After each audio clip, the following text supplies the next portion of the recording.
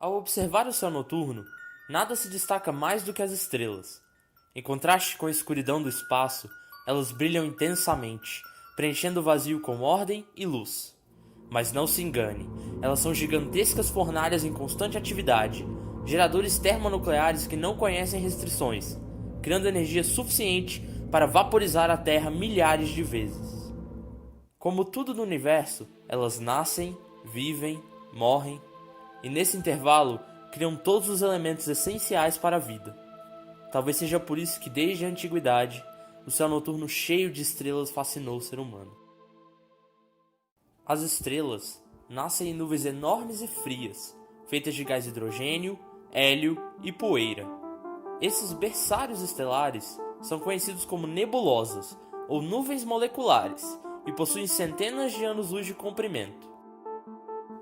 No início da formação estelar, a gravidade faz a nebulosa encolher e se dividir em aglomerados menores de gás. À medida que o gás se condensa nesses aglomerados, a temperatura e a pressão vão subindo, até o ponto em que os átomos de hidrogênio se fundem, formando átomos de hélio, com grande liberação de energia. Esse processo é chamado de fusão termonuclear, e é ele que define uma estrela.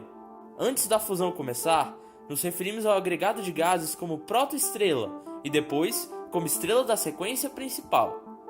Como a gravidade faz as estrelas se contraírem, para que ela não entre em colapso, o processo de fusão deve continuar gerando energia e fazendo pressão contra a gravidade. É esse cabo de guerra entre as duas forças que mantém o astro estável. A nossa estrela, o Sol, é uma grande bola de gás incandescente, em equilíbrio entre a expansão do gás no seu centro e a ação gravitacional. Uma estrela como essa leva milhões de anos para amadurecer, e o seu tempo de vida é aproximadamente 10 bilhões de anos. Desse modo, dizemos que o Sol é uma estrela de meia-idade, pois já existe há aproximadamente 4,5 bilhões de anos. No início da vida, a maioria das estrelas apresentam um disco de gás e poeira ao seu redor. Isso acontece porque quando a nebulosa começa a se contrair e girar para formar a estrela, ela se achata em um plano. Com o passar do tempo, o material desse disco é expelido, mas a partir dele, planetas podem se formar nos arredores da estrela. Olha que fascinante! Na região onde hoje existe o Sistema Solar, havia anteriormente uma nebulosa gigante, que ao colapsar deu origem ao Sol e posteriormente ao conjunto de planetas que o acompanham.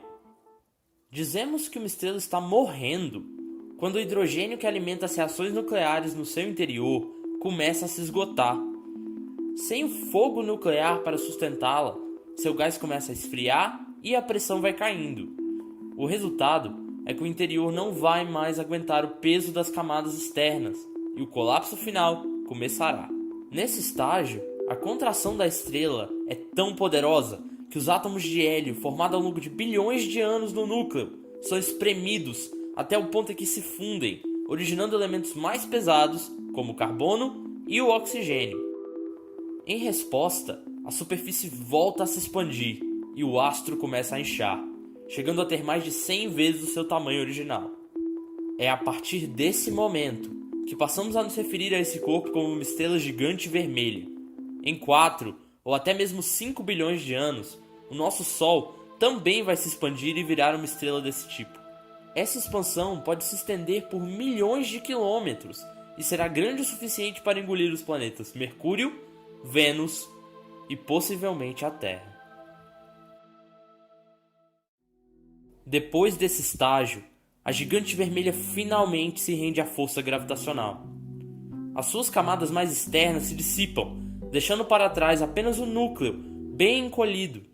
A contração continua, e dessa vez só para quando a estrela estiver muito pequena e densa, passando a se chamar anã branca. Ao longo de bilhões de anos, o que restou do astro gradualmente esfria e o seu brilho diminui, até que ele se torna praticamente invisível.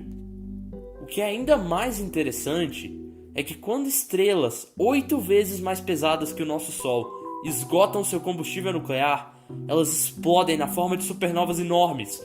Algumas originam até buracos negros, de tão maciças.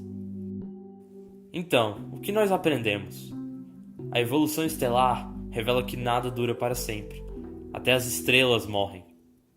Apenas o caminho do conhecimento e da ciência permitirá que a raça humana sobreviva à morte inevitável do Sol e à maior parte das demais catástrofes. Refletir sobre a mortalidade do nosso lar no universo denota a importância de cuidar da Terra e de investir na exploração espacial. Dito isso, eu tenho esperança de que nesses 5 bilhões de anos restantes, a humanidade terá encontrado um novo lar entre as estrelas.